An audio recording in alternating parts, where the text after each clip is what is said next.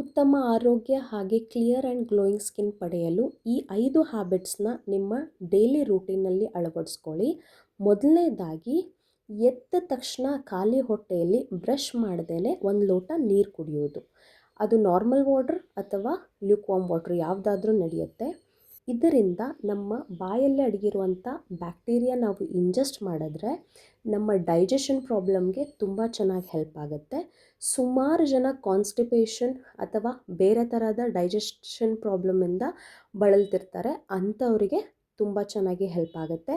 ಹಾಗೆ ರಾತ್ರಿ ಇಡೀ ನಮ್ಮ ಬಾಡಿ ಡಿಹೈಡ್ರೇಟ್ ಆಗಿರುತ್ತೆ. ಅದನ್ನು ರೀಹೈಡ್ರೇಷನ್ ಮಾಡೋಕ್ಕೆ ಹಾಗೆ ನಮ್ಮ ಸ್ಕಿನ್ನಲ್ಲಿ ಲಾಸ್ ಆಗಿರೋ ಅಂಥ ತೇವಾಂಶ ಅಂದರೆ ಮಾಯ್ಶ್ಚರ್ ಕಂಟೆಂಟ್ ರೀಸ್ಟೋರ್ ಮಾಡೋಕ್ಕೆ ಹೆಲ್ಪ್ ಮಾಡುತ್ತೆ.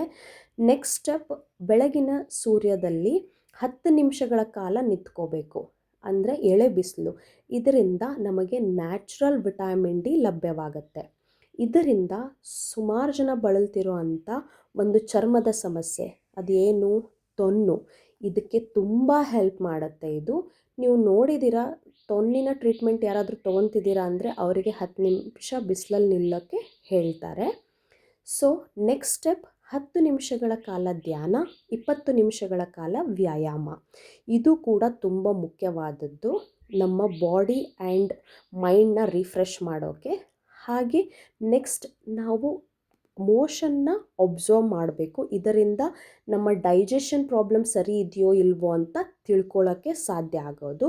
ಹಾಗೆ ಲಾಸ್ಟ್ ಸ್ಟೆಪ್ ಬಂದುಬಿಟ್ಟು ನಮ್ಮ ಡಯಟ್ ಪ್ಲ್ಯಾನ್ ಮಾಡೋದು. ನಮ್ಮ ದೇಹಕ್ಕೆ ಏನಾದರೂ ಕೊರತೆ ಇದೆ ಅಂದರೆ ಅದ್ರ ತಕ್ಕಂಗೆ ನಿಮ್ಮ ಫುಡ್ ಡಯಟ್ನ ಹೋಲ್ ಡೇಗೆ ಪ್ಲ್ಯಾನ್ ಮಾಡಿ. ಸುಮ್ಮನೆ ಏನೋ ತಿನ್ನಬೇಕು ಅಂತ ತಿನ್ನೋಕ್ಕೆ ಹೋಗಬೇಡಿ. ಆ್ಯಂಡ್ ಅತಿಯಾಗಿ ನಾವು ಏನೇ ಕೊಟ್ಟರು ದೇಹಕ್ಕೆ ಅದು ಕೆಟ್ಟದ್ದೇ. ಸೊ ನಮಗೇನು ಅವಶ್ಯಕತೆ ಇರುತ್ತೆ ಅದನ್ನು ಮಾತ್ರ ತಗೊಳ್ಳೋಕ್ಕೆ ನಿಮ್ಮ ಡಯಟ್ ಪ್ಲ್ಯಾನ್ ಮಾಡಬೇಕು.